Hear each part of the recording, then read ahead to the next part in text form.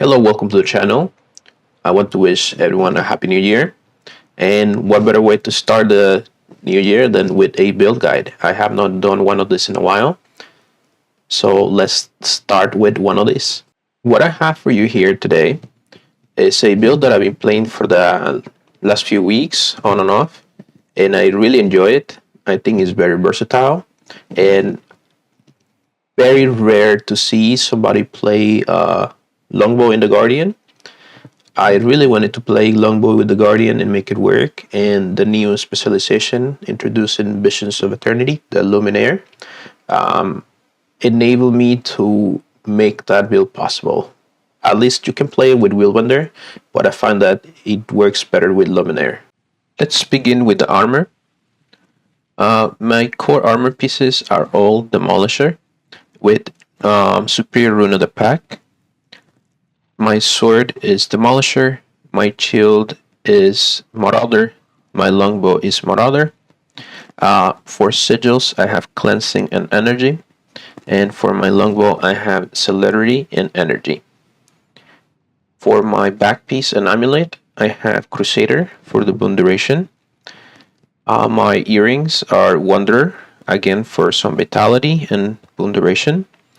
And my rings are just throwaway power rings that I had a spares of. Your Relic, you can run Relic of Speed, or for group content when you need to be moving around like roaming, for example, you can run Relic of the Claw for the bonus strike damage. Now let's go over the build. We take Radiance, Virtues, and Luminary. These are our utilities.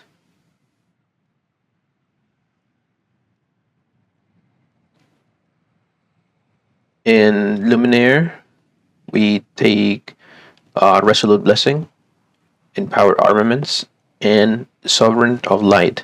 Even though this trait has been nerfed over and over, it's still very good, even after all these nerfs. And I will show you the numbers. That is still very relevant to take. Virtues in Radiance. This Radiance is you take this for just the bonus damage that you're getting and your light auras every time you press your F1, your Virtue 1. In general, just extra damage, extra ferocity. Virtues, same thing. You take it for the bonus strike damage. Every time you press a Virtue, you're going to be getting more damage. And you take this to get extra stability. Stability is key most of the time, so you want to have multiple sources of stability. Now we're going to go over how the basics of Guardian and Luminary work for damage phases. The basic 2-button combo in Guardian is just pressing your Virtue 1 because you're going to get Resolution. Resolution gives you more strike damage, it gives you might, more crit chance, and you are full health and you have Aegis, you're gonna get more damage, and then when you activate a Virtue, you get more damage. So these are just core Guardian mechanics, and it's gonna look like that. You just press F1 and then you press on the ability, and you see you're gonna gain a big burst of damage. Now what makes Luminaire more interesting is that you can further get more strike damage thanks to Empower Armaments and Radiant Armaments. As you can see, this gives you 10% more damage when you equip a Radiant weapon, and this based on the weapon that you equip, it's gonna give you more damage and you get damage reduction. So it has two benefits. So you just basically go into your forge, equip the hammer, get out, F1, and then your big damage. And you can see this stays there.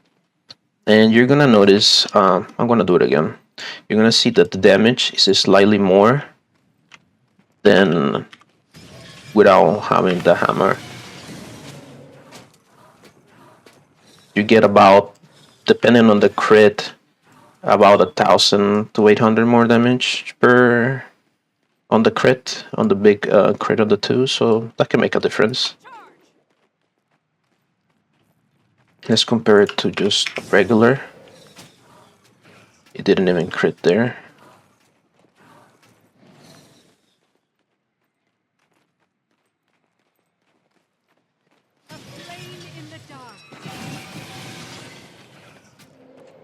That's without that F1.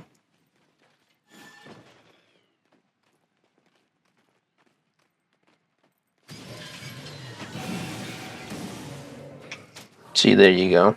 You get this stacking strike damage.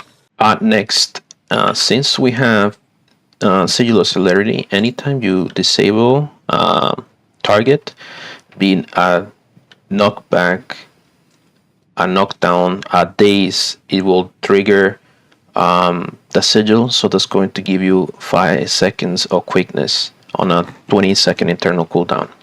So if you want to further put more pressure on enemies, you can trigger the sigil, then go into your burst phase. Either way, anytime you do it, you can do it from range or you can do it from melee, because your hammer dazes, so this triggers the sigil as well.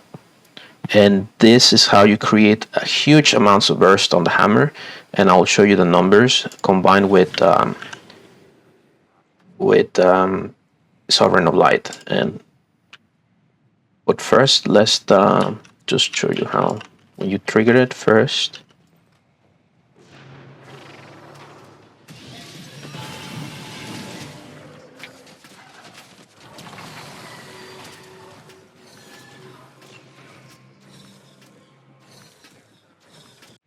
now I'm going to show you why I really fell in love with this build. And it's melee burst. Since it dazes, it's just so unexpected. Especially since they see that you're a longbow, they don't. A lot of people forget that you're playing Luminary, and they will not respect the hammer. So how will that look like? Well, let's say you are harassing your target from range, and then they're ready to be bursted. Get close to them,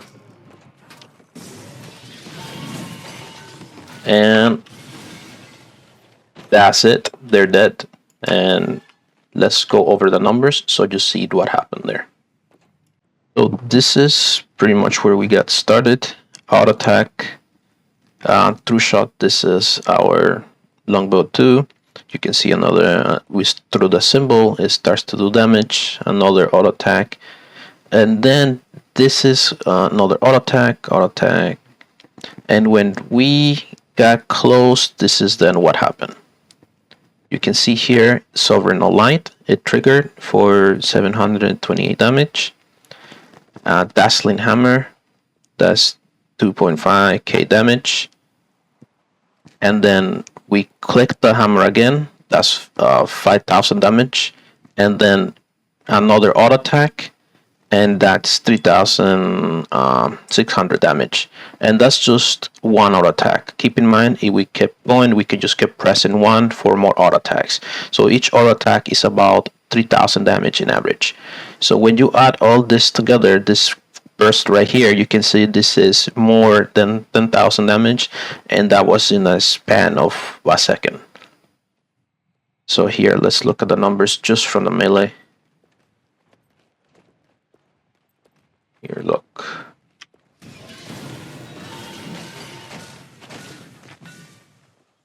Just look. In a span of like 2 seconds. You can see here Sovereign of Light triggered twice. That's already above 1,000 damage. That adds up. Dazzling Hammer for the days. Followed by the follow-up skill. It didn't crit. But that's 2,000 just without a crit. Dazzling Hammer crit, and then more auto attacks. So this altogether, you can see this is about like 13,000 damage right there.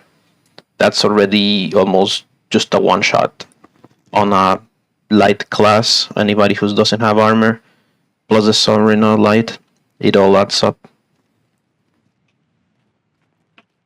And that's the burst that really catches people by surprise. And that's unaccounting for the follow-up damage that you can do when you get out of the forge and through shot them for that total 100 to 0 if they're not ready for it. Next, we're going to look at the numbers.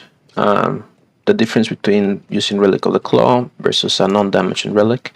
The difference is very little, but it accumulates over time. Relic of the Claw is good in a scenario where your allies can provide you with the boons and you don't need, for example, like super speed, so you don't need Relic of Speed to reposition yourself in a fight. So let's just do a couple of quick rounds with the Relic.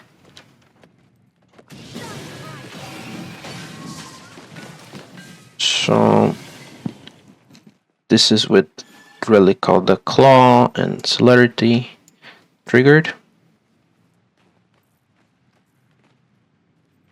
Let's do another round.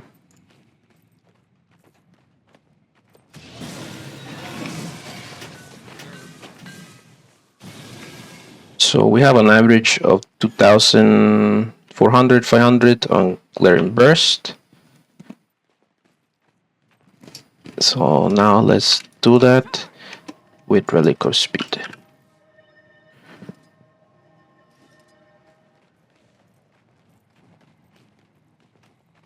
Let's kill the golem first.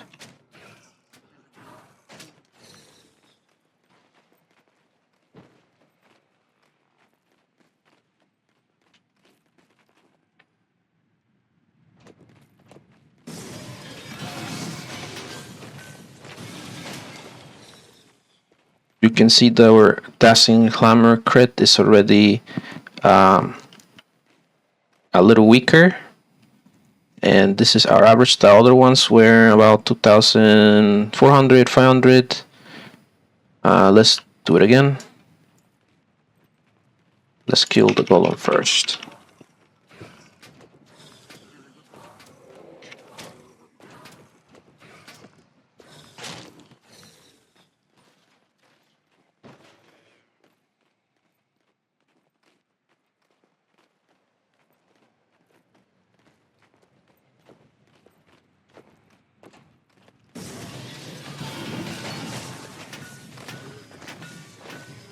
As you can see here, our average glaring burst crit auto attack, it's about 200 less damage. So you can see over time it does make a difference, but you lose the ability to reposition yourself. So I will definitely use Relic of the Claw. Oh, this is, yeah, I will definitely use Relic of the Claw or another similar damaging relic in a group content. I myself personally like Relic of Speed when I'm roaming. It's a must because Guardian that's not Willbender lacks mobility, and you really need that burst of speed. Next, I'm going to go over why I have these utilities. Some people might say, oh, how come you're not running Judge's Intervention or other Luminary utilities that are very good? And it's because if I'm running Relic of Speed, I want to have a very good source of swiftness. This gives me 30 seconds of swiftness pretty much, and it gives me Aegis, which is very good, especially you're fighting classes that rely on big hits. For example, thieves that come in and out with a big crit, or warriors, or sometimes those sword rangers, great sword rangers. They rely on big hits to land. Just activating advance at the right time is going to make you outtrade them, especially since you have a huge melee burst, and if you have a way to block theirs and they can't block yours, you're going to outtrade them. Bane Signet is here for the extra power, and it's also a 3-second knockdown. which is something that you use when your opponent has no stability and you really want to connect a big burst. That's how you do it. You're gonna lose the power. It doesn't matter because it's gonna trigger your signet if you're in celerity if you're in longbow. So you're gonna get the 5 second of quickness, and that's your really like you want to secure a kill, and you know they don't have defenses left. You bane signet into a burst, either a true shot, an F1 into true shot if they're running away, or if they're close to you, you want to do a F1 into your dazzling hammer combo, and that will secure you the kill. Stand your ground is here for the resolution. You get 8 seconds with my build, and the stability, and it's a breakstone as well. So you have 2 breakstones. This is your Condi cleansing, a passive. You have multiple ways to cleanse conditions in here. This is one of them. It does it passively, and then when you activate it, also does it.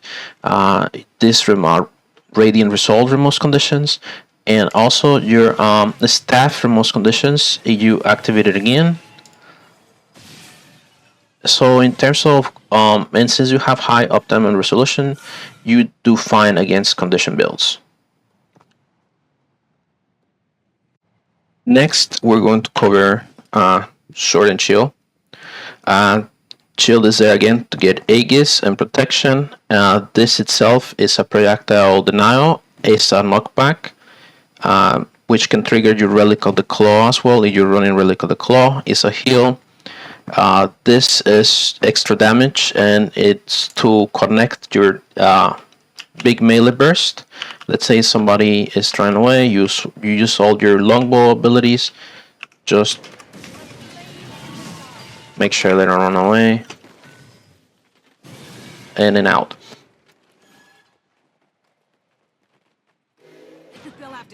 You can just range symbol is very good.